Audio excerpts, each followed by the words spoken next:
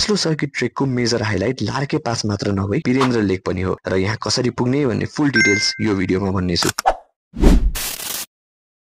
Part 4 को मेरो video हेर्नु भएको छ भने हामी सामागाउँ पुगेका थियौं। सामागाउँ यो चुम्नुब्री गाउँपालिकाको सबैभन्दा ठूलो गाउँ पर्छ र एज एक्सपेक्टेड यो ठाउँ कल्चरली एकदम रिच छ। इनफ्याक्ट धेरै यहाँ एक दिन एक्स्ट्रा रेस्ट डे राखेर मज्जाले एक्सप्लोर पनि गर्नुहुन्छ। सामागाउँ छिर्नसाथ हामीले यो ठाउँको डेली लाइफ कल्चरल प्र्याक्टिसेसहरू छर्लङ्गै देख्न पायौं। बेलुका भइसकेको कारण हामी चाँडै अस्तायौं, तर बिहान छिट्टै उठेर यताबाट पनि सनराइज पछिको गोल्डन मनास्लु हेर्यौं। गाउँको बाटो एक्सप्लोर गर्दै गुम्बाहरू हेर्दै हामी डे 7 को ट्रेक अगाडि बढाउँछौं। मनास्लु बेस क्याम्प जाने सोच्दै हुनुहुन्छ भने हजुरहरू सामागाउँबाटै जानुपर्ने हुन्छ। यहाँ जान चाहिँ बिहानै आफ्नो हाइक सुरु गर्नुपर्ने हुन्छ र आउन जान झन्डै 9 देखि 10 घण्टा लाग्न सक्छ। हामी जाने बेला त्यताको बाटो स्नोले गर्दा गाह्रो भएको र हाम्रो टाइम रेस्ट्रिक्सन पनि भएकोले बेस क्याम्प चाहिँ स्किप गर्यौं। हजुरहरू पनि बाटो बुझेर र आफ्नो प्रिपरेसन राम्रो भए मात्रै जानु होला। यता धेरै जसो हिउँ परिराख्ने रहेछ, त्यसैले क्राम्पन्स चाहिँ तान नभुल्नु होला र लोकल्सको सल्लाह र सिजन बमोजिम मात्रै आफ्नो प्लान एक्जिक्युट गर्नु होला। अनि बेस क्याम्प गएपछि बडी अलरेडी थाकेको हुन्छ, त्यसैले एक दिन एक्स्ट्रा सामागाउँमै रेस्टको लागि छुटाउनु होला। हामी भने यो दिन वीरेन्द्र तालसम्म पुग्यौं। अलिकति बाटो भुलेको हुनाले थोरै टाइम यतै वेस्ट पनि भयो। बाटो भने गुम्बा हुँदै जान्छ र केही गरी अर्को बाटो लाग्नु भयो भने त्यता जंगलको ट्रेल छ, त्यतैबाट कनेक्ट हुन्छ।